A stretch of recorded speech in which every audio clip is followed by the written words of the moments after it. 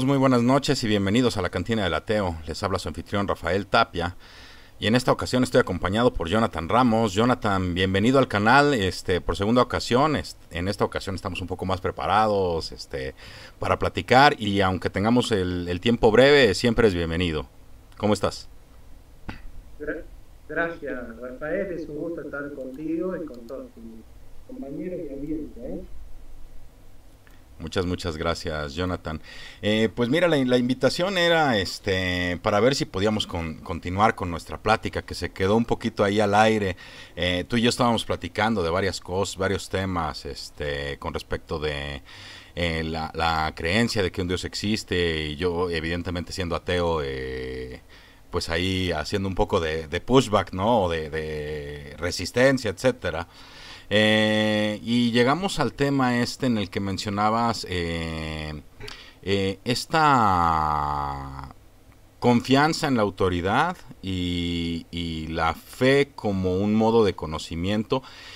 Creo que vale la pena retomar el tema con una explicación más completa de tu parte para que aquellos que no hayan visto el video de identidad, en la cantina el video en el que participa se llama Identidad. Eventualmente lo voy a cambiar a que se llame Jonathan Ramos, invitado especial, etcétera. Pero me gustaría que dieras una explicación así, un poquito más corrida, sin interrupciones, sobre lo que estábamos tocando ese día. ¿Te acuerdas? Mucho no me acuerdo, eh, Ah, pero bueno, a mí me avisó Estefano que íbamos a tocar el tema de los modos del conocimiento, bueno, tocamos ese. Pero bueno, vamos con lo que vos quieras, no hay problema.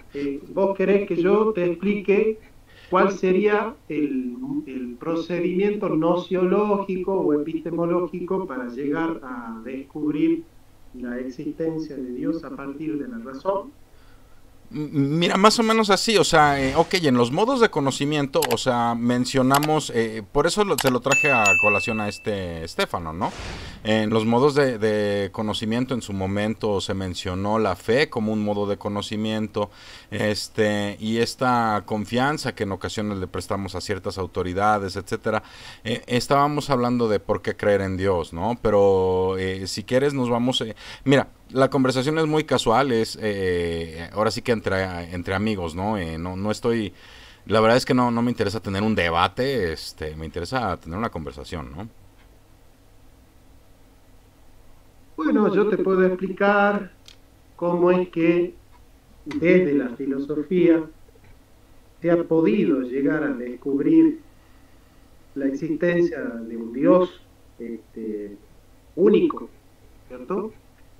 Y bueno, a partir de esa descripción de cómo algunos filósofos han podido descubrirlo, y bueno, podemos ir haciendo una crítica, viendo los alcances y los límites de tal procedimiento, ¿no? Sí, claro, podemos platicarlo desde ese punto de vista. O sea, ¿a qué te refieres con descubrir? ¿Sientes que a partir de la razón pura entonces se deduce la existencia de Dios? Podríamos agarrar y decir que algo como lo que en su momento, perdón, explica San Anselmo, o una noción más como tomista del tema. ¿Cuál sería la posición, o a qué filósofos te referirías en este tema, ¿no? Claro, bueno, si vos entendés por razón pura este, el sujeto trascendental kantiano, donde a priorísticamente se resuelve la necesidad y la universalidad de las cosas, yo te diría que no. Ahora, si vos entendés por razón pura lo que Santo Tomás dice, la razón natural, es decir, el despliegue natural de la razón sin el auxilio de la revelación, bueno, ahí yo te digo que sí, Ok. que con las solas fuerzas de la razón natural es posible llegar a descubrir, a conocer que existe un Dios y ese Dios es causa del universo. Mm. Mira, esa parte no la veía de esa manera. Sí, evidentemente yo me refería a una razón pura estilo kantiana. Discúlpame, yo no soy filósofo, creo que lo había mencionado en la conversación anterior, pero yo no soy filósofo, soy entusiasta de la filosofía. Entiendo que tú sí eres filósofo, eres una persona que está licenciada en filosofía y en historia, y es más, aprovecho este momento para interrumpir ligeramente la conversación y presentarte más a fondo, porque la última vez no sucedió. El profesor Jonathan Ramos es un profesor de filosofía e historia, tiene su propio canal de YouTube. En los videos de la cantina ustedes pueden ver el video que se llama Identidad. Y ahí viene un enlace de su canal de YouTube. En el mismo, el profesor Jonathan ofrece clases de filosofía. ¿También das clases de historia, Jonathan? Claro, sí, a mí me gusta mucho la historia hispanoamericana, la historia de Europa. Y bueno, actualmente me encuentro investigando sobre el concepto de progreso, historia de la filosofía. Así que sí, mis intereses siempre han pasado de la mano de la filosofía, la teología y la historia, ¿no? Son los campos en los que poder. Bueno, excelente. Pues yo invito a todas las personas que vean este video a que se den una vuelta. En los detalles del video vendrá el enlace del canal de Jonathan. Los videos que presenta Jonathan son bastante interesantes. Evidentemente hay muchos puntos o muchos videos en los que particularmente no estaría de acuerdo siendo ateo. Pero la verdad es que es refrescante escucharte, etcétera, ¿no? En algunos temas, ¿no? Ahora, ya. Gracias. Después del comercial, que la verdad es que el canal está bueno, vayan a verlo, hay bastante contenido, ¿no? Volviendo al tema, sí, yo me refería más a una razón pura estilo kantiano, ¿no? Tú me dices que a través de la razón entendería que experimental, entendería casi que empírica, podemos determinar la existencia de Dios. Bueno, vamos a tratar de utilizar las palabras adecuadas para evitar ambigüedades y confusión, ¿no? A ver, según los principios filosóficos de la modernidad, las pruebas que realiza la filosofía clásica para demostrar la existencia de Dios carecen de principios consensuados, de principios aceptados. Nosotros en el debate anterior con Sebastián no tuvimos consenso, no estuvimos de acuerdo en los principios. Bueno, ciertamente, para la filosofía clásica al menos, los principios son evidentes. Es decir, Aristóteles dice, los principios no pueden ser cuestionados, en el sentido de que se acepta lo evidente o se rechaza, pero no pueden ser demostrados los principios. Por ejemplo, el principio de no contradicción, el principio de identidad, el principio del tercero excluido, la evidencia empírica de la intuición inmediata, son principios de la filosofía. Por ejemplo, yo no te puedo demostrar que hay un mundo afuera de tu mente, porque vos en escepticismo radical me podés decir, y bueno, pero vos me estás probando que el mundo existe a través de pruebas físicas, o de pruebas químicas, o de pruebas biológicas o materiales, pero yo pienso que los sentidos me pueden engañar. Entonces, el escepticismo radical niega la certeza de la intuición empírica. Y hay cierto tipo de filosofía o de filosofemas como las de Sebastián, por ejemplo, que Sebastián niega el principio de identidad. ¿Cierto? Entonces, para Sebastián, una cosa no es idéntica a esa cosa misma, sino que es una multiplicidad de multiplicidad. Bueno, cuando nosotros desconocemos que una cosa siempre es idéntica a sí misma, sea lo que es, que una cosa no puede ser esa cosa y no otra cosa, o que no se puede ser A y no A en el mismo tiempo y en el mismo sentido, evidentemente no tenemos un punto de partida, ¿no es cierto?, adecuado para poder comenzar. Entonces hay ciertos principios, como el principio de causalidad, que supone que todo efecto se sigue a una causa y que la dignidad del efecto está contenida mayormente en la dignidad de la causa. Esos tipos de principios que son indemostrables. ¿Cómo yo te puedo demostrar que si yo te meto un tiro, la causa de la muerte es el tiro?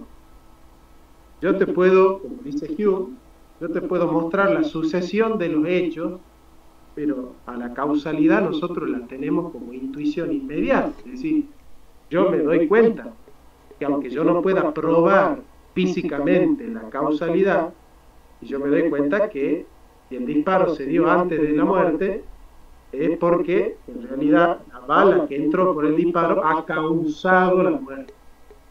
Entonces, hay ciertos principios como el de causalidad, el de identidad, el principio de identidad y de no contradicción, que deben ser aceptados para poder comenzar a desarrollar el tipo de filosofía que puede probar la existencia de Dios. Nosotros con Sebastián no tuvimos consenso en los principios.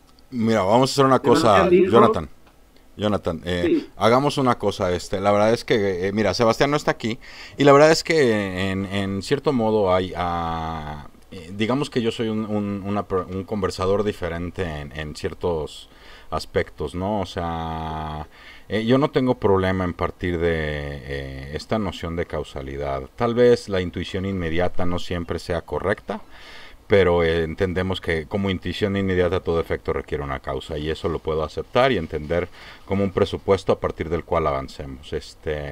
Mi posición particular no es escepticismo radical, sino escepticismo racional, que es una vertiente muy moderna en la que se cuestionan aquellas afirmaciones que carecen de sustento suficiente, ¿no?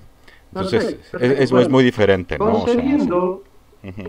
Concediendo que la causalidad no es un influjo del sujeto trascendental en la realidad, sino más bien que es un dato de la experiencia. Es decir, la causalidad se da en el mundo de las cosas y no solo en el mundo de la mente, como juicio hipotético, por ejemplo, que es en Kant el modo de proceder del sujeto trascendental. Nosotros entendemos que aquello que hay como perfección en los efectos está también como perfección en la causa. Evidentemente, el punto de partida de una prueba de la existencia de Dios no puede ser nunca que Dios existe, que Dios es causa, que Dios es perfecto, que Dios es bueno, que Dios es esto, que Dios es aquello. Lo primero que vamos a hacer es tratar de concebir cuáles son las perfecciones que nosotros encontramos en los entes, en las cosas, y que como perfecciones nos pueden dar a conocer ciertos atributos de la causa. Todavía no sabemos cuál es la causa de las cosas. En este procedimiento, nosotros vemos que, por ejemplo, en la realidad se da el movimiento. ¿Qué es el movimiento? El paso de una potencia a un acto. Es decir, todas las cosas, antes de ser efectivamente, tuvieron la posibilidad de ser. Por ejemplo, el peral, antes de dar la primera pera, tuvo la posibilidad de dar peras. Bien. Esa posibilidad de dar peras, que es previa a el hecho de dar peras, en filosofía clásica se llama la potencia. Sí. Bien, la potencia es potencia de la naturaleza. ¿Me permites? Entonces, aquí? Nosotros, por ejemplo, partimos Sebastián. de que ¿Cómo, Rafael? Perdón, Jonathan, me permites tantito nada más. Evidentemente, conforme va avanzando la explicación, la conversación, pues sí me gustaría que hubiera algunas pausas como para ir aclarando dudas, etcétera. Yo también explicar algo de lo que ¿Cómo no? de lo que entiendo, ¿no? Por ejemplo, de inicio me queda esta duda sobre cómo defines perfección. ¿Qué significa que algo sea perfecto? ¿Sí? ¿Cuál sería la ontología de perfecto? Perfección, sí, sí, sí. La palabra perfección en filosofía hace alusión a un atributo que le corresponde por esencia a la cosa misma. Entonces nosotros decimos que la perfección animal racional es ser inteligente y volitivo. Eso queremos decir. Perfección es un atributo que le corresponde.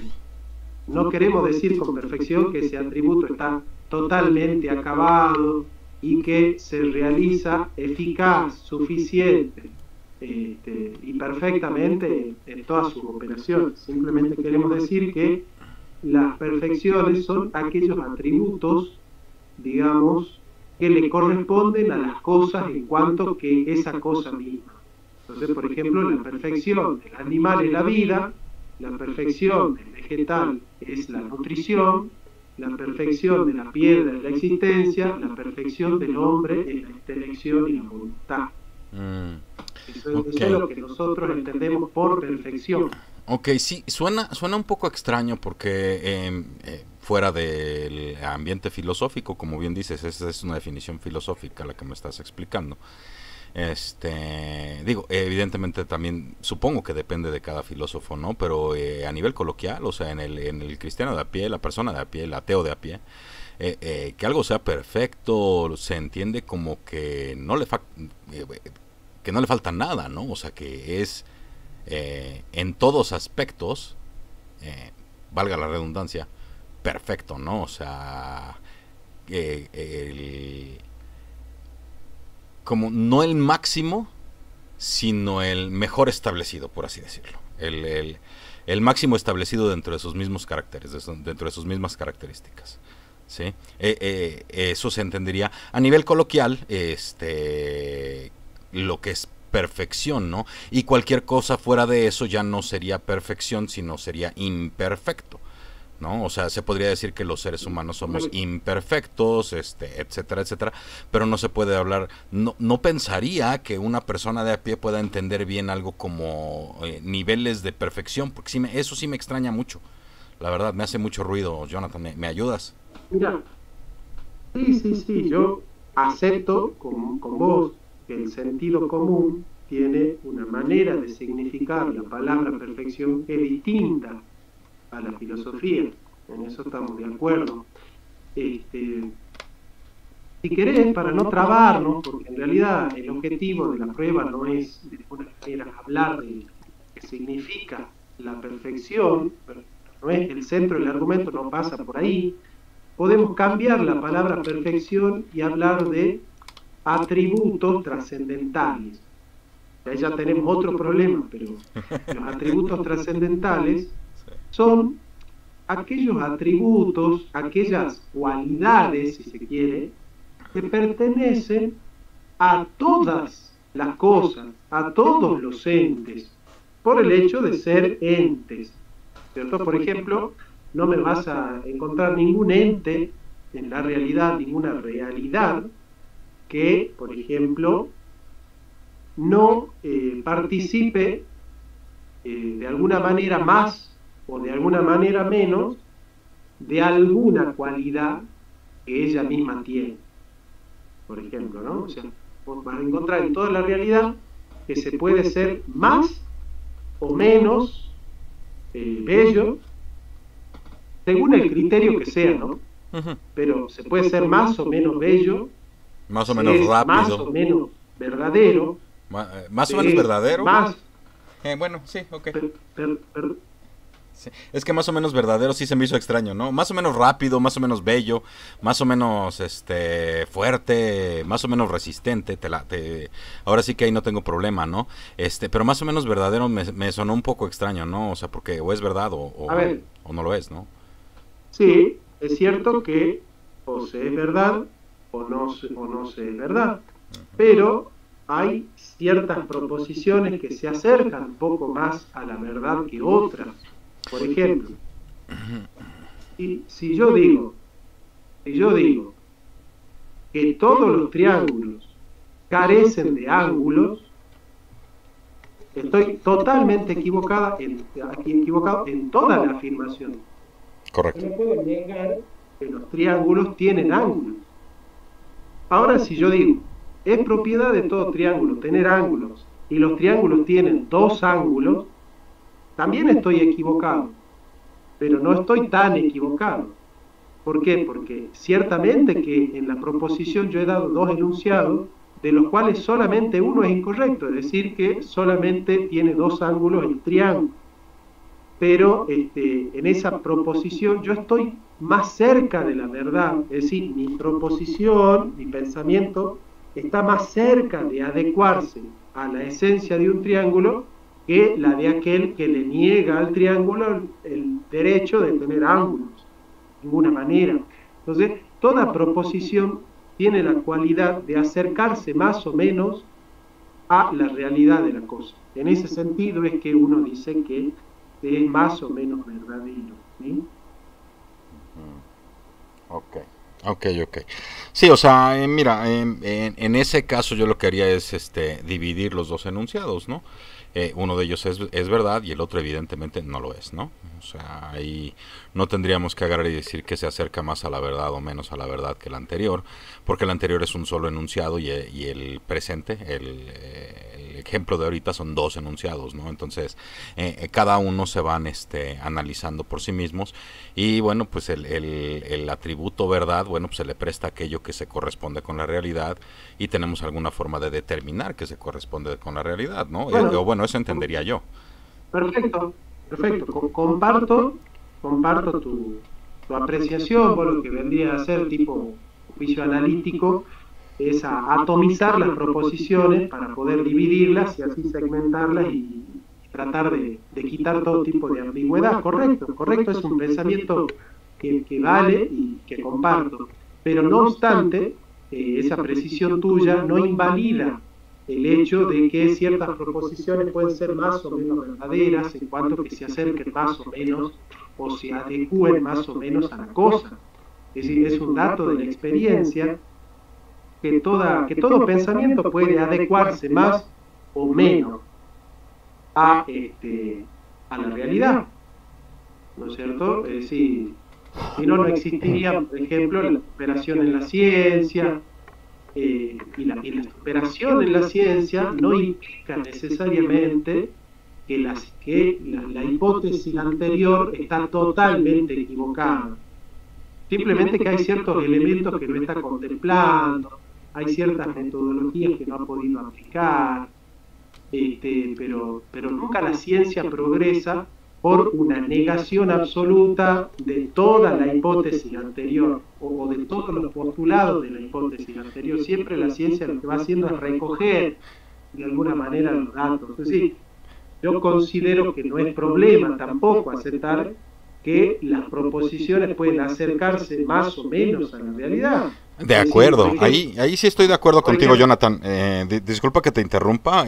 Lo que pasa es que para hacer dinámica la conversación y que participamos los dos, sí, mira, yo sostengo esta noción de que todo conocimiento es probabilístico y contingente a contar con mejor información y o evidencia que lo corrobore, aumente, corrija o hasta deniegue, ¿no? En el caso de la ciencia, sí, en general lo que vemos es que hay correcciones, aumentos, etcétera. Y en muchos de los casos, pues no se ve que se agarre y se deshaga la hipótesis previa, ¿no? Hay ejemplos en la historia en los que sí se hace tal cosa, ¿no? Como por ejemplo el éter o el flogistón, ¿no? El flogistón funcionaba muy bien en su momento, pero evidentemente es una teoría completamente errada, ¿no? Y se tuvo que tirar por la borda, a pesar de funcionar en su momento, ¿no? El éter al final igual se demostró su inexistencia por un experimento que trataba de mostrar su existencia, ¿no? Y ahora, bueno, con los avances que tenemos, afortunadamente lo que se observa es más corrección y construcción que deniegue, ¿no? O sea, que la nueva información que encontramos no nos va a decir que el Sol da vueltas alrededor de la Tierra. O sea, eso creo que podemos darlo por hecho, ¿no? O sea, es verdad. Sí, es conocimiento con el que contamos, ¿no? Y creo que eso era lo que estabas explicando en parte, ¿no? O sea, a ver, sí, entiendo estos niveles de certeza con los cuales uno puede realizar un enunciado, una descripción o una afirmación de la realidad, ¿no? Y pues sí, te entiendo. Adelante. Claro, claro. En general nosotros descubrimos que en la realidad se es más o menos caliente, se es más o menos inteligente, se es más o menos bueno. Es decir, todas las cualidades se tienen según un más o según un menos, que viene dado porque cada ente participa de la cualidad al modo de su esencia. Es decir, el mono tiene vida, el gusano tiene vida y el ser humano también, pero bueno, cada ente, cada viviente participa de la vida al modo de su esencia. El mono tiene menos perfecciones que el ser humano porque tiene menos complejidades, tiene menos potencialidades para actualizar que el ser humano. Entonces, la vida del mono es más simple en cuanto a su estructura ontológica y por lo tanto, entonces se dice el mono tiene una vida menos perfecta que la del ser humano. Esto, si bien yo considero que es un dato empírico, también es de alguna manera una intuición inmediata y también considero que es parte de una cosmovisión que considera que el ser humano es más complejo que el animal no racional, que el animal no libre, tiene más potencialidades, tiene más perfecciones, aunque bueno, viste que hoy en día se pone en cuestión todo eso, ¿no? Así que bueno, por ahí uno de este lado tiene que argumentar un poco más con cuestiones que hasta hace por lo menos 150 años eran evidentes y hoy ya no lo son tanto. De hecho, yo me encuentro con mucha gente que me dice, ¿y por qué? ¿Por qué el ser humano es más perfecto que la larva o que el gusano? ¿No? Pero bueno, si vos me concedés que cada ente participa de su perfección al modo de su esencia, podemos continuar, y si no me lo concedés, bueno, podemos detenernos a argumentar un poquito. Sí, no, bueno, la cosa no es ponernos a discutir sobre las perfecciones, etcétera, que íbamos a pasar de perfecciones a cualidades trascendentales, ¿no? Porque digo, nuevamente, como intuición coloquial, como gente de a pie, ¿no? Cuesta un poco trabajo el agarrar y transformar el lenguaje al que uno está acostumbrado, ¿no? O sea, de hecho en el chat ya están preguntando, ¿no? Perfecto, ¿para qué, no? Pero bueno, creo que aquí una de las partes que más ruido me hacen es hubo una afirmación durante tu explicación en la que hablas sobre la posibilidad antes de la existencia prácticamente. ¿Sí? ¿Sí me escuchas bien? ¿Jonathan? Si me escuchas bien, te agradeceré. Perfecto, nada más. Sí. Ok, sí, parece que hubo una especie como de hipo aquí en mi conexión de internet. Ustedes disculpen en el canal de YouTube, a veces sucede esto en programas en vivo. Perdón. Me queda la duda. El hipo no está solo en el celular ni en la conexión. Sí, ¿verdad? No, bueno, y me están acá bombardeando con mensajes de WhatsApp. Ya ahorita ya lo enmudecí para que deje de estar metiendo ruido en la transmisión, ¿no? Una disculpa a todo el público. Me queda esta duda sobre la posibilidad previa a la existencia. Prácticamente, creo que una de las nociones que actualmente se entienden mucho es que, por lo menos en el caso de los humanos, pues nos vamos determinando conforme vamos avanzando en el tiempo, ¿no? O sea, yo no nací considerado, sino que con el cúmulo del tiempo, experiencias, pensamientos, etcétera, esa característica particular se desarrolló, ¿no? Y se presenta como parte de quien hoy es Rafael Tapia y que hace 15 minutos era, por ejemplo, otro Rafael Tapia, hace 15 minutos y hace 10 horas y hace 10 años, ¿no? O sea, de una u otra manera, ay, mira, mi video está desactivado, lo voy a reactivar, perdón. De una u otra manera nos vamos transformando conforme va pasando el tiempo, pero esto no significa que dejemos de ser, que dejemos de estar en acto,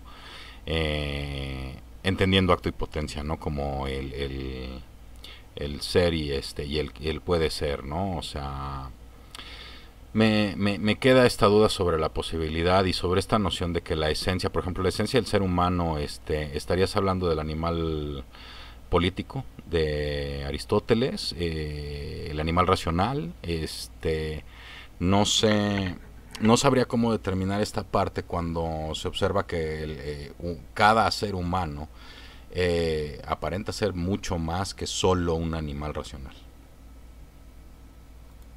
A ver, con respecto al movimiento, paso de la potencia al acto, se dice, toda perfección surge en el ente a través de un contexto que posibilita el movimiento de causalidad. Es decir, ningún ser humano brota de aire o por generación espontánea. En general, hay ciertas condiciones previas que hacen posible que la vida humana surja en el seno del útero materno. Y así sucede con toda la realidad. Es decir, yo para tener una guitarra es necesario que haya tenido previamente un árbol del cual poder sacar la madera y poder hacer la guitarra. Entonces se dice, la guitarra, antes de ser madera en guitarra en acto, estaba la madera en potencia en el árbol, digamos, ¿no? O sea, estaba la madera en acto en el árbol, pero esa madera en el árbol, en acto, era en potencia guitarra. Tenía la posibilidad, la madera, de actualizarse como mesa, como silla, como ropero, como puerta o como guitarra, digamos. Entonces, de alguna manera se dice toda perfección en acto, o todo atributo, o toda cualidad en acto, estuvo en algún momento en potencia en otro ser en acto, ¿no es cierto? En potencia en otro ser en acto, y ha pasado a ser en acto en la nueva sustancia a partir de un ser en acto. Por ejemplo, yo no tengo la madera que estaba en el árbol ahora en la guitarra por generación espontánea. Yo necesité que un ser en acto que ya existía haya hecho pasar madera en árbol a madera en guitarra. Ese proceso es el proceso de paso de potencia al acto. En general todo se da así. El árbol, antes de ser árbol, tuvo que ser semilla, y alguien tuvo que plantar la semilla, o algo tuvo que suceder para que la semilla esté en el piso, digamos, y pueda sembrarse. Entonces, eso sucede con todos los atributos de la realidad, que para que se den en acto, se tuvo que dar un contexto y una circunstancia en el cual ese acto, esa perfección, esa cualidad, fue posible. En toda realidad, antes de ser actual, es posible. Entonces hay un paso de la posibilidad a la realidad. Es decir, fue posible que Rafael sea engendrado, fue posible que el rayo caiga, fue posible que el agua moje, fue posible. Todas las realidades, antes de ser realidades, son posibilidades. Híjole, ahí yo tendría... No, es que yo tendría una noción de que para que fuera posible que yo existiera necesitaban existir mis padres, ¿no? O sea, claro. O sea, ahí sí hay una noción. Y algo que me hace ruido es esto de movido por otro, ¿no? Por ejemplo, hablemos de un ejemplo muy personal, ¿no? Supongamos que yo hace algunos años decidí hacerme experto en informática, ¿sí? No sé, en infraestructura web o vamos a algo más sencillo, experto en sitios de WordPress, para que sea algo muy simple para nuestros escuchas, ¿sí? Y yo decido hacerlo, ¿sí? Y eventualmente, después de estudiar, después de prestarle tiempo, después de adquirir el conocimiento, entonces paso de ser alguien que no tenía conocimientos de WordPress a ser alguien que tiene conocimientos de WordPress, ¿sí? De forma efectiva, esa potencialidad la moví yo, Claro. ¿no? Entonces ahí esta noción de que todo lo que se mueve es movido por otro me hace ruido por este tipo de ejemplos, ¿no? O sea, creo que agarrar y dividir entre potencia y acto la realidad tiende a complicar un poco las cosas porque pues la semilla es semilla, ¿sí? Evidentemente puede ser árbol, ¿no? O sea, eso es, pero está dentro de su propio ser en acto, el poder ser árbol, ¿no? Y muy probablemente la semilla, si tú la dejas encima de una mesa, pues no va a poder hacer nada, ¿sí? Pero si la misma semilla cae en un campo fértil, esa misma semilla va a ir germinando, ¿sí? Allá habría que ver cuál es el otro. ¿Sí me Sí, explico? sí, sí. ¿Sí? No, yo Entonces, entiendo. Lo que sucede aquí es que en las pruebas sobre el movimiento, nosotros tenemos un doble ordenamiento. El movimiento accidentalmente ordenado y el movimiento jerárquicamente ordenado. Eh, Cuando se dice que nada se mueve sin ser movido por otro, no se habla del movimiento accidentalmente ordenado, sino del movimiento jerárquicamente ordenado. Si querés paso a explicarte. porfa, El porque movimiento, eso, Jonathan, déjame explicar de una vez al público, a la audiencia, en lo que es causas jerárquicas, esto tiende a causar muchas confusiones a la hora de hablar de los tipos de causa, ¿no? O sea, si mal no recuerdo, y corrígeme si estoy mal, Jonathan, desde Aristóteles o más en la filosofía antigua, no es un solo tipo de causalidad, ¿no? Tenemos la causa material, la causa eficiente, la causa, creo que final, y Tomás de Aquino nos viene a prestar lo que son las causas jerárquicas. Tú me dices si es que estoy equivocado. no, el ordenamiento jerárquico también está presente en Aristóteles, como por ejemplo causas, jerarquía de causas eficientes, ¿no? En Platón también. Por ejemplo, eh, yo con mi encendedor estoy prendiendo fuego, ¿sí? Y el fuego que yo estoy prendiendo está cocinando la carne. Bien, acá hay un ordenamiento jerárquico. ¿Por qué? Porque la carne cocinada es un efecto del fuego que está prendido. Sin el fuego prendido, la carne no se cocina. Ahora, el fuego prendido depende de que yo con mi encendedor lo esté prendiendo o lo haya prendido o lo esté azuzando. En este sentido se dice, yo soy la causa primera, porque yo soy, o sea, la carne asada depende de la causalidad del fuego, pero el fuego como efecto, como causa, depende de que yo lo haya prendido. Entonces se dice, yo soy la causa suprema, la causa primera de ese acto, que es el cocinar la carne, el fuego es causa intermedia, y la carne asada sería el efecto. Acá nosotros tenemos un ordenamiento jerárquico porque sin el acto de causalidad primera que ejerzo yo, que soy el que está prendiendo el fuego, la carne no se cocina. Entonces, en ese sentido se habla de ordenamiento jerárquico. Por ejemplo, yo con el bastón empujo la pelota, bueno, la pelota movida es un efecto. El bastón es la causa intermedia que depende del movimiento de mi mano. Entonces, el movimiento de mi mano en la jerarquía es la causa de la causa que es el bastón moviendo la pelota.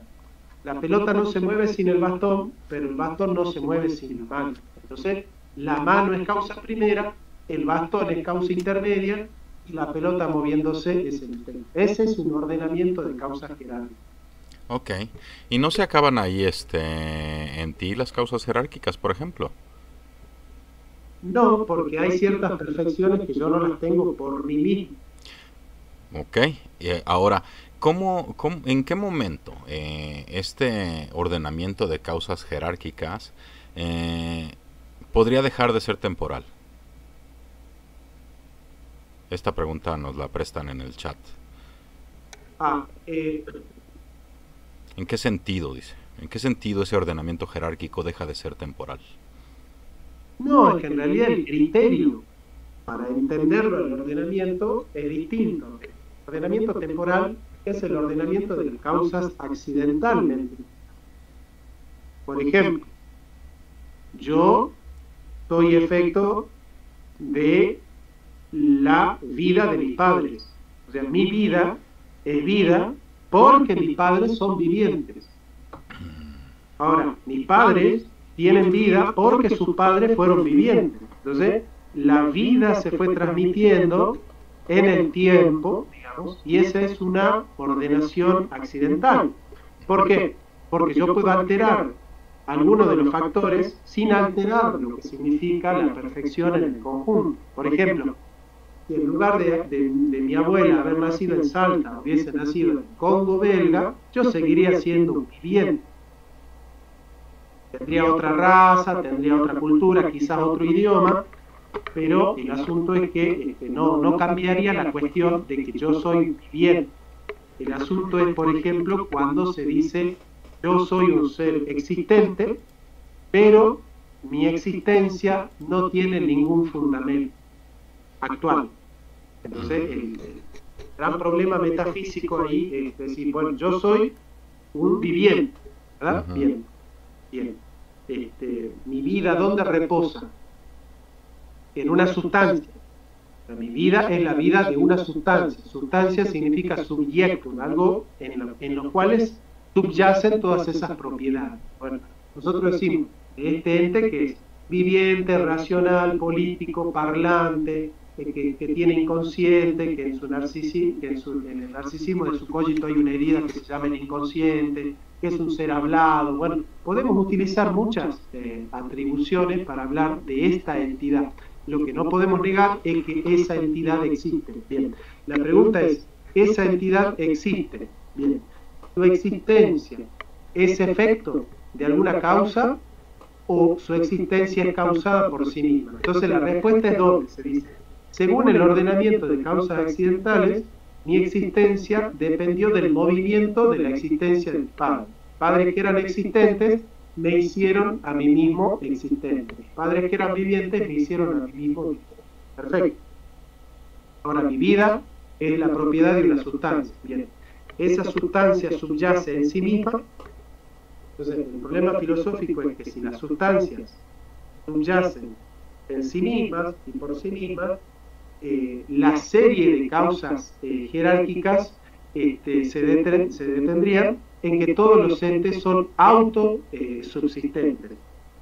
Entonces, si todos los entes son autosubsistentes, que subsisten por sí mismos y que no subsisten por ningún otro, entonces diríamos que esos entes no están siendo causados en cuanto a que su ser no toma parte del ser, de un ser que tiene esa propiedad de una manera más perfecta.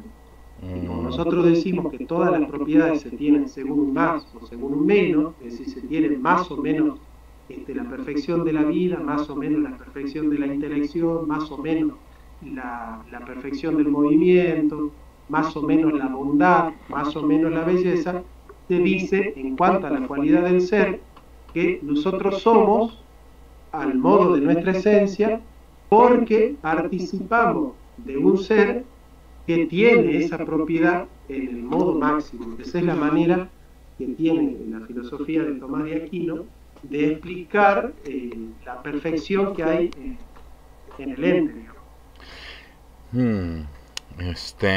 Sí, todavía me quedan un poquito de dudas, Jonathan, disculpa que sea tan insistente en esta parte de las causas jerárquicas, Sí, muchas gracias, Jonathan. De verdad, nuevamente un agradecimiento por estar aquí platicando con nosotros. Es un placer tenerte aquí y espero que en algún momento podamos organizar una continuación de la plática con Sebastián, que se quedó pendiente la vez pasada, 4 horas hablando. Pero bueno, hoy en particular estamos viendo esta noción de las causas jerárquicas. ¿Tendríamos algún ejemplo de una causa jerárquica que esté fuera de este caso temporal? La verdad es que en mi mente no deja de rondar y en el chat también. O sea, no dejan de estar insistiendo en que, ¿cuáles serían algunos ejemplos de causas jerárquicas que no dependen del tiempo? ¿Sí? ¿Tendremos algún ejemplo de ello? De causas jerárquicas que no dependen del tiempo. Uh-huh. Es que en realidad no es que no dependa del tiempo, las causas jerárquicas se dan en el momento presente. Es decir, yo estoy participando del ser ahora mismo, siempre. ¿Entiendes? No es que yo lo he recibido al movimiento en algún momento y que he dejado estoy dejando de recibir ese movimiento. Yo ese movimiento lo estoy recibiendo actualmente.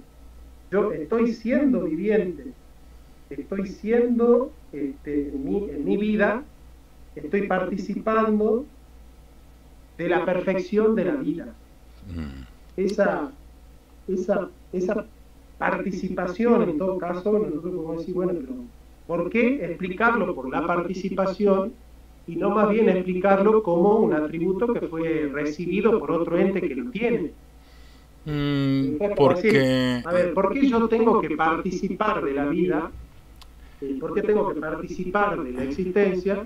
Y es un dato de la experiencia que yo soy un existente y que no necesito participar de ninguna otra cosa.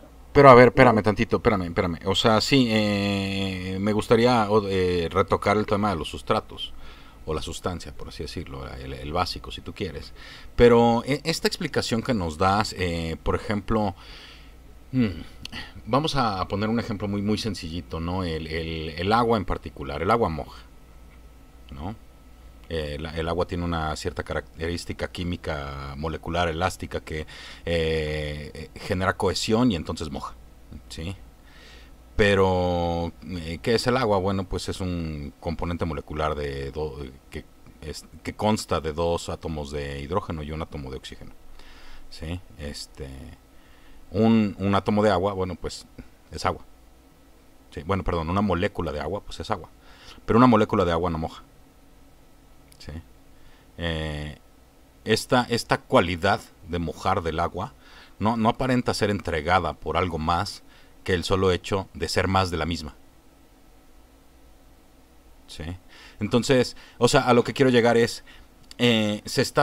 siento que durante la conversación se está presuponiendo la causa eficiente y se está también presuponiendo que las características que emergen por la interacción que tenemos como seres vivientes, que se observa, van desarrollándose y cambiando.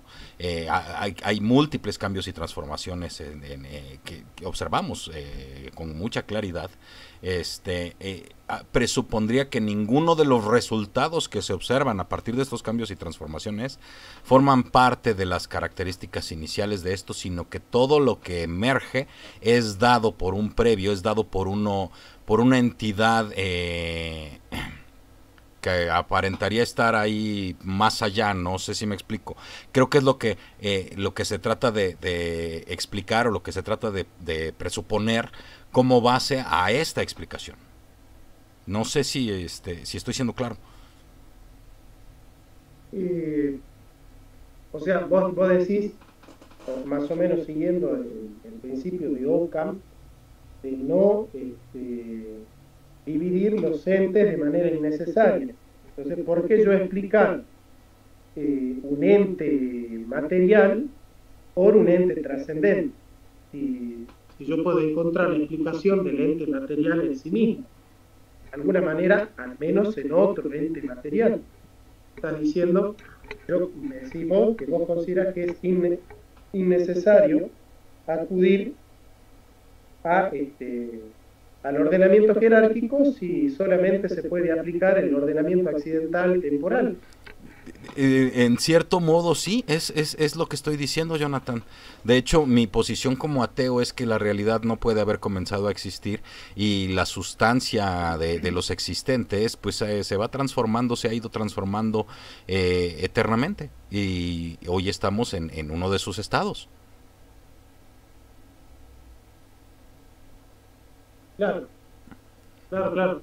Lo que sucede con este tipo de argumentaciones, Rafael, es que es necesario recoger todo un conjunto de, todo un conjunto de recorridos, trayectorias conceptuales que nos permiten a nosotros tener un panorama completo de la cuestión, ¿no?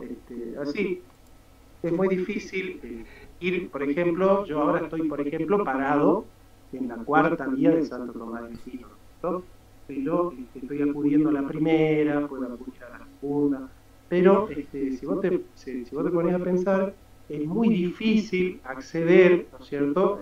Cada vía es autónoma con respecto a la otra, pero supone muchos conocimientos y muchos recorridos que nosotros no estamos preparados para hacer, ¿cierto? Por ejemplo, yo podría hacer el intento, si vos me das algunos minutitos de interrupción, porque si no es como que es difícil, porque si no es como que yo lo único que tengo que hacer es lanzarte un concepto y darte el ejemplo sin haber explicado cuál es la trayectoria y el recorrido, explicarte más o menos cómo es que se procede en la metafísica para hacer la prueba, que sería la única manera válida de hacer sensatamente el proyecto. Adelante. La otra es, bueno, no entrar por ahí directamente. Uh-huh.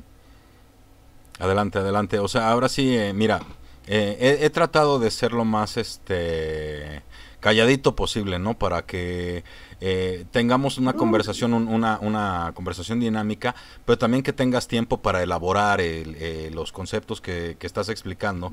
Que muchas gracias. O sea, es obvio que se te sale el maestro que llevan dentro, ¿no? Profesores como tú, como Sebastián, ¿no? De que de repente agarran y se van y empiezan a dar la clase. Con todo gusto, o sea, si te llego a interrumpir, será en 5 o 10 minutos, o sea, éntrale. Dale con ganas. No, dale. Quizás menos. Voy a explicar todo mi poder de síntesis lo más posible. Adelante. Nosotros tenemos en todo el universo, tenemos ontológicamente, metafísicamente, una distinción entre dos propiedades. Es decir, las cosas son, es decir, las cosas están en el mundo, existen, están siendo, existen, no son una ilusión de la mente, las cosas no son una imaginación del sujeto trascendental, las cosas no son ilusorias ni fantasmagóricas, las cosas existen, las cosas están ahí. Y además decimos, las cosas están ahí y son algo. Hay algo que hace que las cosas sean lo que son. O sea, las cosas no son indeterminadas, indiscriminadas, amorfas, indistintas, indiferenciadas, no.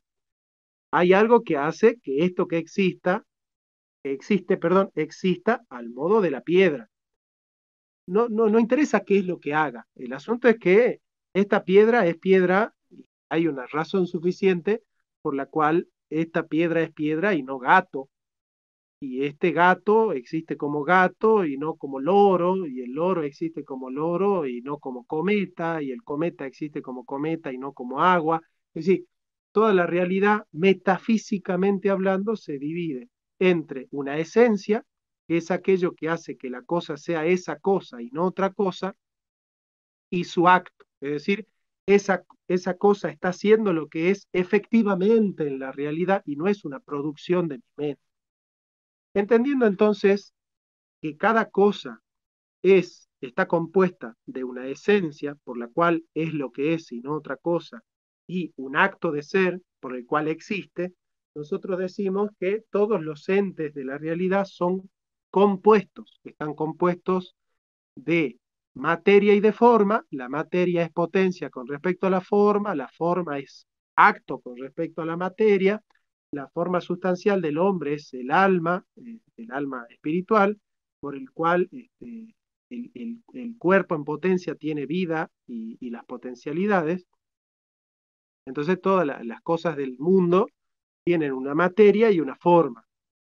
Y digamos, esa composición además está en que las cosas tienen un acto de ser por el cual existen y una esencia por el cual son lo que son. Bien, ahora, si nosotros encontramos que en la realidad todas las perfecciones se tienen según un más o según un menos, como se dijo, ¿no es cierto? Algo es más o menos caliente en cuanto que se aproxima más o menos al calor, algo es más o menos sabio en la medida en que se acerca más o menos a la sabiduría, y, y digamos todas esas propiedades. Hay propiedades que comparten todos los entes, por ejemplo, la unidad, por ejemplo, el ser, por ejemplo, el bien, en el sentido ontológico, no en el sentido moral, por ejemplo, ¿no es cierto? Unidad, el ser, el uno, el bien, de alguna manera la belleza también, todo ente en cuanto que es bello de alguna manera. Esta belleza es una concepción metafísica y no estética también, ¿no? Así. Entonces, se dice, cada ente tiene esa perfección, pero el ente no es esa perfección. Es un desarrollo un poco platónico.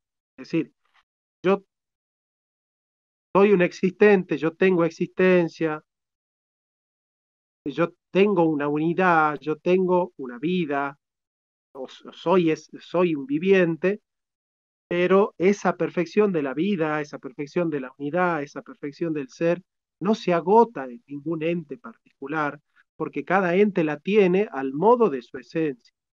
Y como la esencia es una limitación, una fragmentación, cual esa perfección está en este acto siendo de esta manera y no de otra, se supone que esa perfección, para que todos los entes la tengan, esa perfección tiene que existir.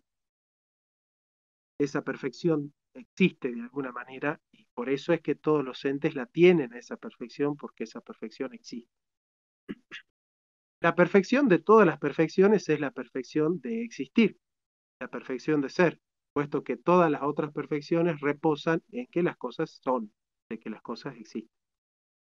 Bien, entonces la pregunta es, si las cosas son y tienen ser, pero lo tienen al modo de su esencia, ¿cómo es que esa perfección puede estar en el ente?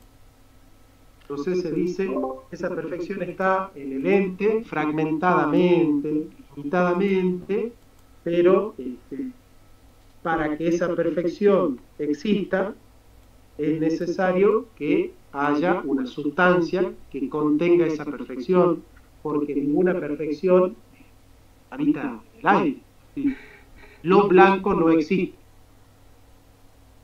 No existe lo blanco, existen cosas blancas. Lo bueno no existe, existen cosas buenas. Lo bello no existe, existen cosas bellas. Entonces nosotros sabemos que las perfecciones habitan en sustancias, no son ideas puras, ¿no es cierto? Es decir, la existencia no existe como una idea, sino como una realidad. Bueno, el ser, yo no lo tengo plenamente, lo tengo fragmentariamente porque yo soy un ser compuesto de ese acto de ser, pero soy compuesto de una esencia que me limita, que me fragmenta en ese acto. Si yo tengo esa perfección es porque esa perfección existe. Esa perfección no puede existir imaginariamente, tiene que existir realmente. Las perfecciones no existen abstractamente, sino en una sustancia. Entonces, hay una sustancia que existe y que a mí me dona el ser. Entonces, esa sustancia que existe y es la causa por la cual yo también estoy existiendo y estoy siendo, en el sentido de que todas las cosas son porque hay ser. Todas las cosas son porque hay ser. Bueno, la explicación de por qué la totalidad de los entes son es porque hay ser. Bueno, ese ser no puede ser una idea, tiene que ser una realidad. Ese ser que es real no está compuesto de esencia y de acto de ser, porque la esencia lo que hace es limitarlo al acto. Y para que todos los entes puedan tener esa perfección, la tienen que tener participando en un ser que no la participa de ningún otro porque él la tiene de manera perfecta. ¿Ves?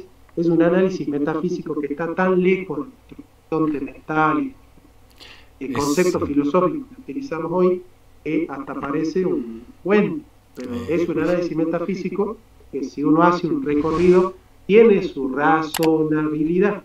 Mira, que evidentemente no es suficiente en el mundo de hoy para probar la existencia de Dios, eso lo reconozco, y ante los ateos siempre lo reconozco. Las 5 vías de Santo Tomás hoy no tienen fuerza para probar la existencia de Dios, a menos que se reconozca ese recorrido, que es estrictamente filosófico. Todo esto que yo te he venido desarrollando es filosofía platónica y aristotélica, es estrictamente filosófico. Sí, te entiendo, Jonathan, muchas gracias. Mira, y aparte hasta le diste 10 minutos exactitos. Bueno, 9 para ser exacto. No, ¿Perdón? ¿Utilicé 9 minutos? Sí. Sí, perdón, no, está bien. Lo que pasa es que precisamente ese era el objetivo, ¿no? O sea, dejarte elaborar, dejarte explicarlo sin interrupciones, ¿no? Que pudieras establecer tu punto de una forma un poco más completa, ¿no? Y entiendo que 9 minutos es absolutamente insuficiente como para agarrar y tocar siquiera una de las vías de una forma profunda. Estoy de acuerdo en eso, ¿no? O bueno, estaríamos de acuerdo en eso, ¿no? Hay un montón de cosas que obviamente pues pegan a la hora de tratar de internalizarlas. Mencionas que las cosas existen y en eso, bueno, pues no puedo estar más de acuerdo, ¿no? O sea, las cosas existen, ¿no? Y que cada cosa es algo, ¿no? Cada cosa es un ente. Sí. Hay algo que hace a las cosas que sean lo que son, ¿no? Refiriéndote a la esencia, ¿sí? Y sin embargo, aquí es donde empiezo a chocar, ¿no? Porque, ¿cómo podría yo decir que la esencia de la molécula de agua es mojar, ¿no? Cuando eventualmente moja, ¿no? O cuál sería, ¿por qué voy a presuponer que esa sería su esencia, ¿no? La molécula de agua evidentemente hace más cosas que mojar, ¿no? En todo caso, o sea, sí me voy mucho a esta noción de que no aparentaría ser necesaria la noción de las causas jerárquicas y la forma en la que está explicado muy elocuentemente, muchas gracias Jonathan, cómo el ser es prestado de un tercero. Cuando tú mismo agarras y dices, a ver, el blanco no se agota no está en las cosas, no, el blanco no está ahí. Está en las cosas, está en alguna cosa o está en alguna otra cosa, pero el blanco no está ahí, ¿sí? Y esa misma argumentación la realizo yo sobre el ser, ¿sí? Porque yo te puedo hablar de un ser y te puedo hablar de otro ser, pero no te puedo hablar de el ser como un existente, ¿sí? Yo no te puedo hablar de la manzana, ¿sí? Te puedo hablar de una manzana y de otra manzana, o del hombre, o de Jonathan, ¿sí? Pero no te puedo hablar de el hombre y decir, mira, ahí está, existe el hombre, existe la mujer, existe el ser. Esa parte es donde viene a chocar en el entendimiento, no solo coloquial, sino que a la hora de que me pongo a investigar, como ya lo dije al principio, yo no soy filósofo, ¿sí? Pero bueno, evidentemente me gusta muchísimo. A la hora de que me pongo a investigar, pues no entiendo cómo se le presta al ser esta distinción de existente como ente, como una parte de la realidad, ¿no? O sea, si Dios existe, forma parte de la realidad, ¿no? Ahora, hay una parte que mencionaste en el que la existencia es una perfección, ¿sí? Y obviamente eso me hizo mucho ruido, porque el hecho de que algo exista no le presta nada a la esencia de lo que te estás refiriendo, ¿no? O sea, si tú hablas de aquello que hace que una roca sea roca, yo evidentemente lo veo como una serie accidental de eventos que dieron lugar a la roca y a las características que la roca tiene. ¿Cómo agarrar y decir que esa roca que estamos describiendo tiene una mayor perfección eh, por ser existente. ¿Sí? De hecho, creo que hasta podríamos imaginar a la roca, ¿sí?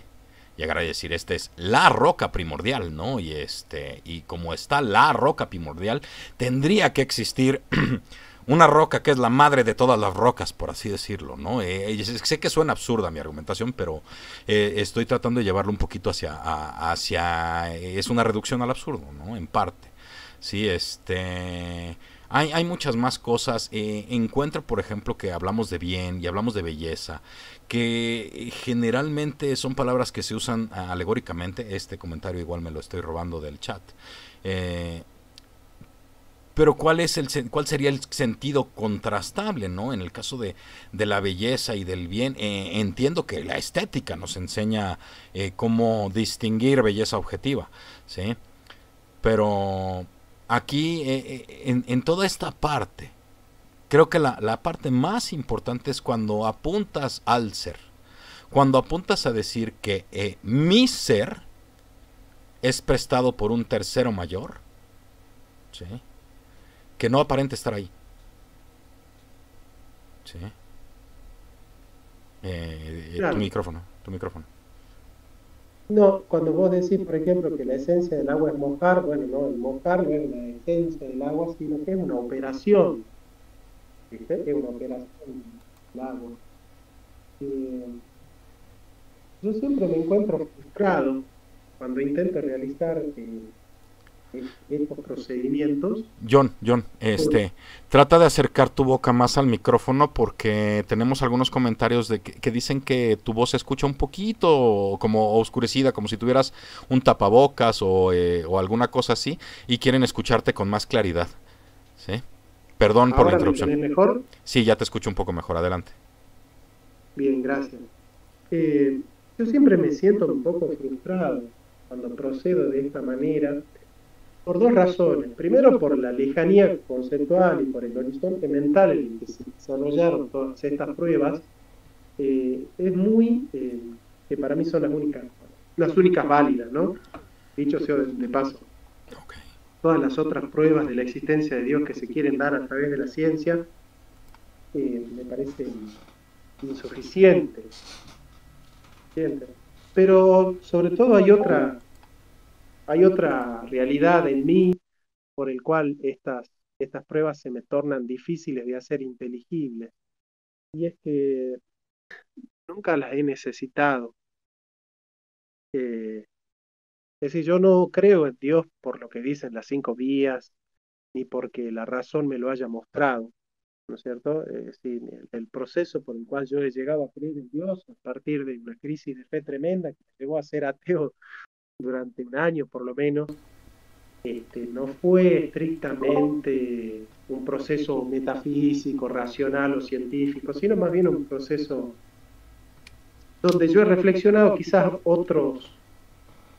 otras cuestiones, he ligado un poco más a la filosofía de Kierkegaard y a la realidad de la existencia Ok, y a la la angustia. pertinencia que tiene la verdad, ¿sí?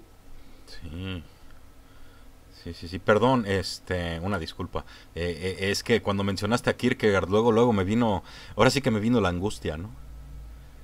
Este, Ah, exactamente. Bueno, uno de sus libros más conocidos se llama justamente así, El concepto de la angustia, ¿no? sí. Este, ok, eh, fíjate que esta parte es muy interesante, Jonathan. Ya hablamos de las cinco vías, bueno, no hablamos de las cinco vías, hablamos de una explicación particular sobre las perfecciones en el caso de las vías y en el caso de este ser que le presta ser a todos los seres que existen, etcétera.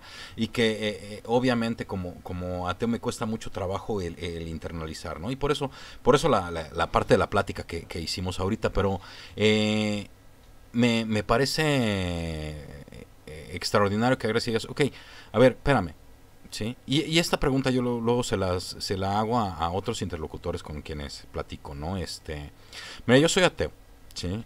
Yo no creo que algún Dios exista o... me gustaría resumir más mi posición como que no parece actualmente razonable sostener la creencia de que algún Dios exista, ¿sí? Ahora, si alguien me contesta con Kierkegaard o con Unamuno y me dice, pues es que cualquier intento de racionalizar la fe acaba por destruirla, pues me voy a tener que quedar callado, ¿no? O sea, ¿qué puedo decir? ¿Sí? Este... Pero por otro lado, en algún momento,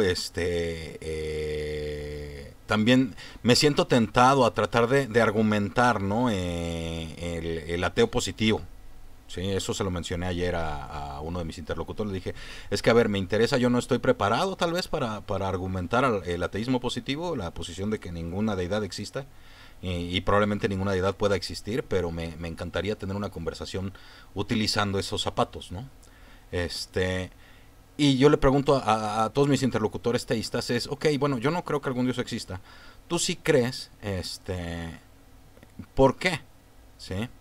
Si ahorita dices que no es a partir de las vías tomistas, me imagino que es más una cuestión muy personal en la que tú decides o cambias tu disposición existencial. Y aunque ya te estoy poniendo palabras en la boca, te dejo hablar, Jonathan. No, dijiste las palabras justas, ¿no?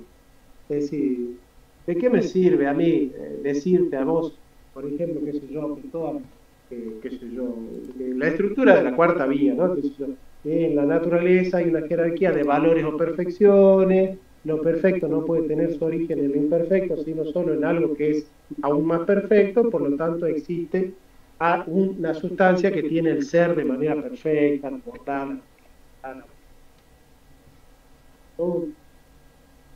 como dice Camus, ¿no? Nadie da la vida por la ley de la gravedad, ¿no? Uno le mueve en su existencia, son las verdades para uno.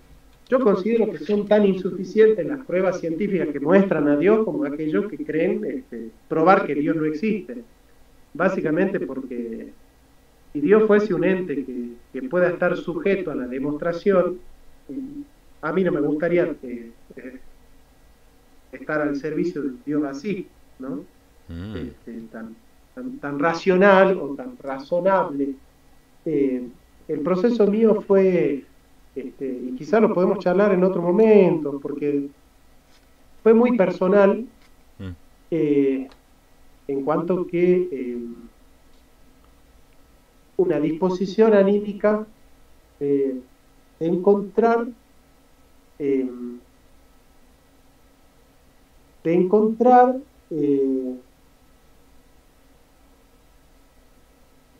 vamos a decir así, el sentido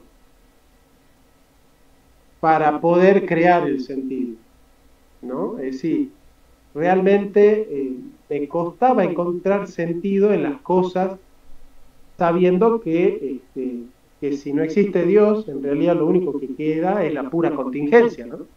Eso es así. Digamos, realmente, y yo los valoro mucho a los ateos, ¿no? En ese sentido, ¿no? De hecho, bueno, les cuento un poco, de paso, porque yo estoy con mi cabeza muy dividida ahora porque estoy escribiendo mi próximo libro y, bueno, estoy escribiendo sobre Marx y, bueno, realmente estoy reivindicando a Marx, muchas cosas que me parecen muy importantes rescatar de Marx. Me he tomado el trabajo de leer El Capital por completo, que no sé cuántos lo han hecho el trabajo de leer realmente El Capital entero. Te soy honesto, yo no.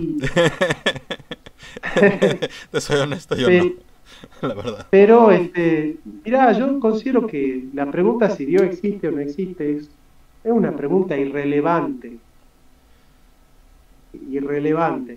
Considero que forma parte de una ideología, ¿no? Tanto el que la quiere probar, sosteniendo que el que no acepta que Dios existe es malo y tonto y se va a ir al infierno, como aquellos que consideran que tienen que probar que Dios no existe porque si no la humanidad se va a subsumir en la idiotez y en la servidumbre, ¿no? Me parece que hay que evitar las pendientes resbaladizas, ¿no, Jonathan? O sea, a ver, te platico una cosa que tal vez no te haya comentado cuando estuviste la primera vez aquí en la cantina.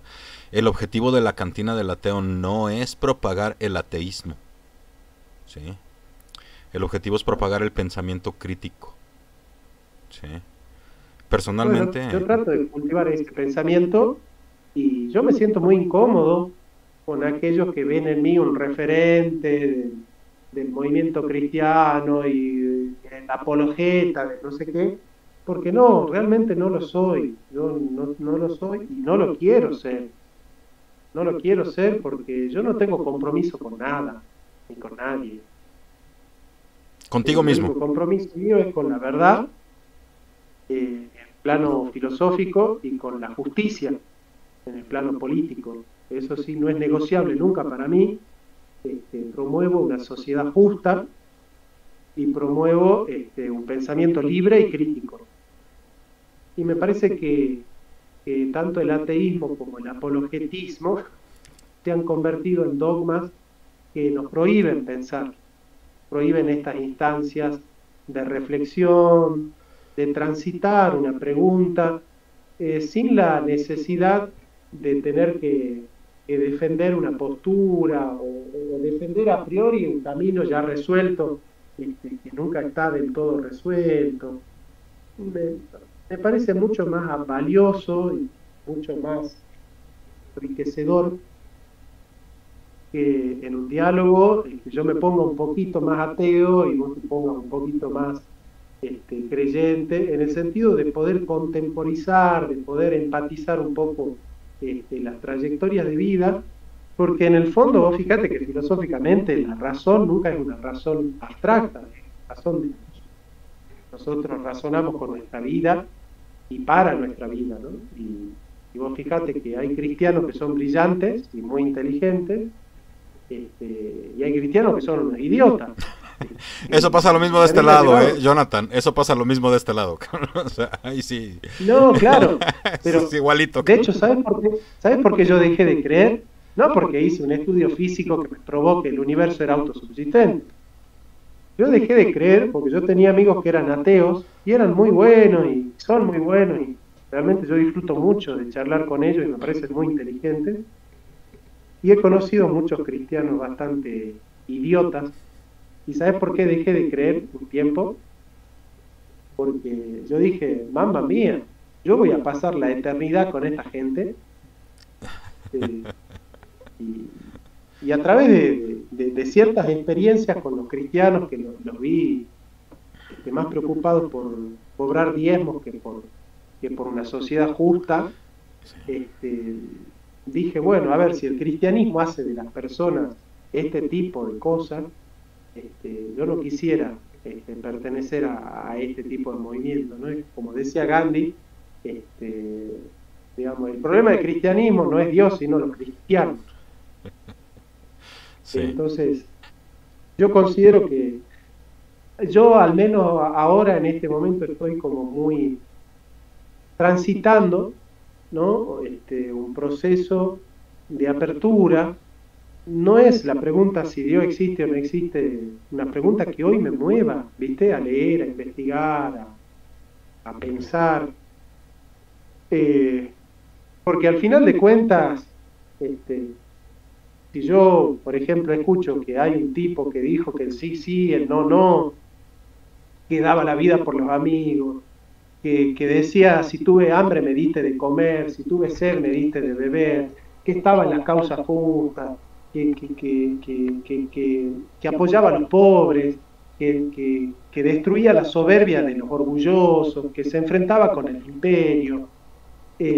Nada, hay una situación que a mí me mueve, que me mueve mucho, digamos, con un tipo que realmente instala esos valores, ¿no? De que hay que dar la vida por los amigos, de que hay que perdonar al enemigo, de que hay que amar a los enemigos. Me parece que a mí me ha entrado por ese lado. Es decir, yo no hice un estudio metafísico, yo soy metafísico y me dedico a la metafísica, pero mi metafísica no tiene como objetivo probar que Dios existe para que los herejes no se vayan al infierno. Es decir, el objetivo de mi metafísica es poder descubrir los principios que puedan hacer de este mundo un lugar mejor para vivir, ¿no? Entonces, a mí me preocupa que el pobre tenga para comer, para beber, para abrigarse, para vestirse, que tenga techo, tierra, trabajo, que haya justicia social en el mundo, que los hombres sean libres de pensar lo que quieran, sin tener que ser censurados por ninguna inquisición, ni por ningún comité de disciplina o de comunicación que que dictamine qué se tiene y qué no se tiene que decir. Así que nada, yo, digamos, me permito sentirme ateo con ustedes, en el sentido de que la religión institucionalizada es uno de los peores males que hubo en la humanidad, Y fíjate, porque no se hizo para vivir a Dios, sino que claro. cuando la religión se convierte en teología sirve para oprimir, ¿no? Entonces, Fíjate, Jonathan, que una de las cosas que utilizo como parte de la argumentación y parte de estas conversaciones que tengo es que las buenas ideas son buenas ideas, independientemente de si existe o no existe algún Dios, ¿no? Entonces, si tenemos esta noción de llevarnos bien entre los unos con los otros, entendemos que esa es una buena idea, ¿sí? Y esa sigue siendo buena idea, exista o no exista Dios. Esa yo creo que es una parte muy importante, ¿no? Como digo, el objetivo del programa es propagar el pensamiento crítico y por otro lado tal vez normalizar un poco el ateísmo, porque desgraciadamente la palabra tiene una connotación negativa en muchos círculos religiosos, ¿no? O sea, se entiende al ateo como aquel que no tiene moral o no tiene consideraciones, etcétera. no, claro. No, yo creo que el ateísmo del siglo XX por ahí sí se convirtió en una religión. De hecho, qué sé yo, para mí Richard Dawkins lo que hace es reclutar célibes, inquisidores que anatemizan a aquellos que se salen un poco del discurso de la ateolatría, ¿no? Entonces, yo considero que son esquemas que no nos sirven para pensar, No, ¿no? bueno, es que Eh, Dawkins como filósofo es un excelente biólogo. claro. Claro. Y bueno, hermano, para mí es un placer charlar con vos siempre. Yo te pido disculpas, estoy tan absorbido, aparte estoy traduciendo un par de cosas ahí de Marx. Les prometo que les hago llegar un ejemplar del libro sobre Marx, este, que me va a traer muchos problemas porque en general a mí en mi canal me siguen muchos libertarios y bueno, yo estoy en el trabajo de reivindicar a Marx, de salvar a Marx de muchas críticas injustas que se le hicieron.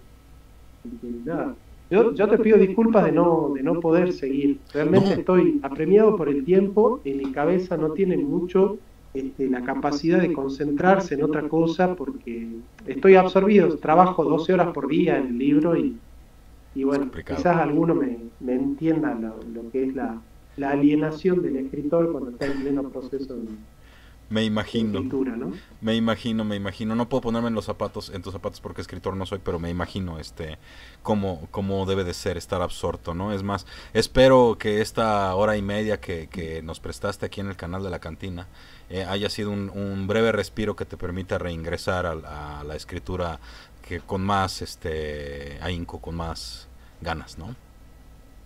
Sí, yo celebro que existan espacios como este. Lamento mucho por ahí cuando uno a partir de la vanidad se trenza en debates que son para mí sinceramente estériles, porque eh, en la Edad Media el 99% eran cristianos y no se vivía mucho mejor que ahora. Como te digo, mis mejores amigos son ateos, de los más inteligentes y las mejores personas. Así que de ninguna manera voy a utilizar ninguna falacia. Y bueno, si hay algún ateo que nos está escuchando, simplemente decir que nosotros no sabemos si Cristo está o no está en el cielo, si resucitó o no resucitó, no lo podemos probar científicamente. Es muy probable que el cristianismo sea solo un mito, pero es un mito tremendo. Eso Es es un, innegable. Eso es es un innegable. mito, Sí. es un mito tremendo, Sí, es sí. un mito extraordinario, este, y es un mito que vale la pena prestar el corazón y la mente para estudiarlo, sin beligerancia, sin conceptos a priori, ¿no? Lean los evangelios para ver quién era este personaje, ¿no?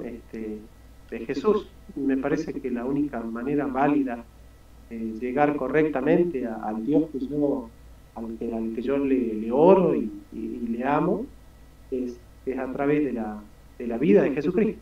Pensar en Jesucristo. No hay que pensar ni en el vacío cuántico, ni en el átomo, ni si el tiempo A o el tiempo B, la teoría A o la teoría B del tiempo, no.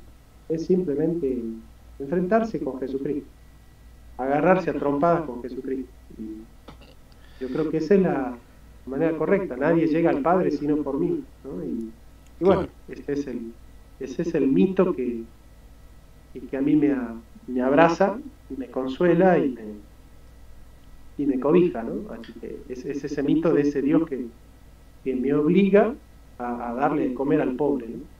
Así Vale. que, nada, les mando un abrazo grande, gracias por compartir este espacio, espero que en otro momento, ya con más tiempo, más disponibilidad, podamos Ya para cerrar, Jonathan, te voy a robar solamente si es que ya tienes el título del libro. Aquí hay personas en el chat que están interesados.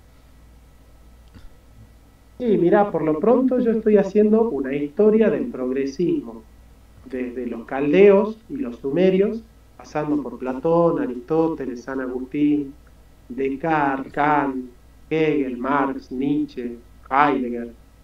Y bueno, y ahora estoy en el capítulo de Marx, que lleva 38 páginas sobre Marx, leyendo los Grundrisse, leyendo los manuscritos económicos filosóficos, la crítica de Gotha, el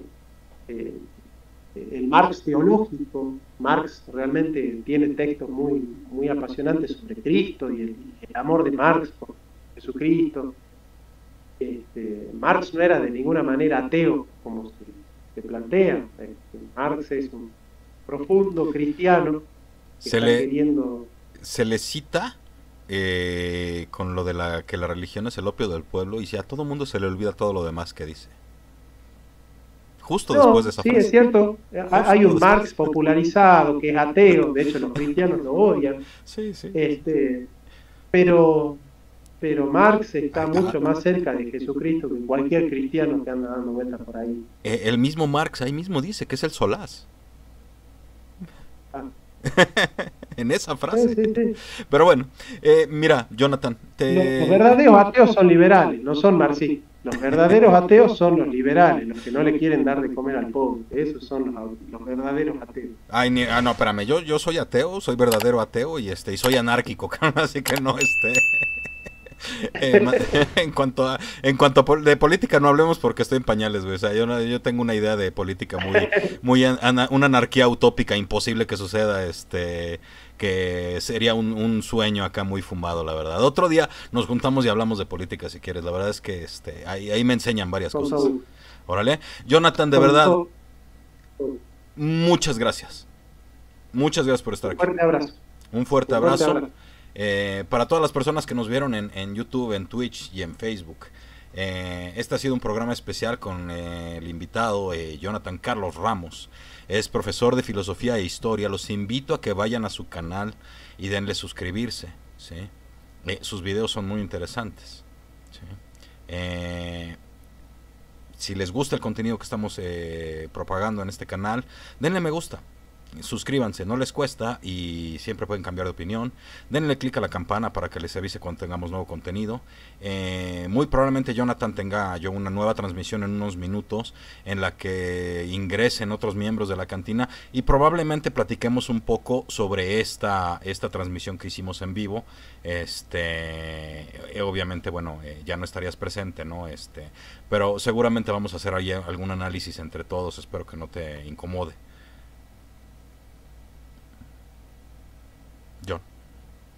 Jonathan. Bueno, creo que ya se fue. Muy buenas noches a todos. Muchas gracias.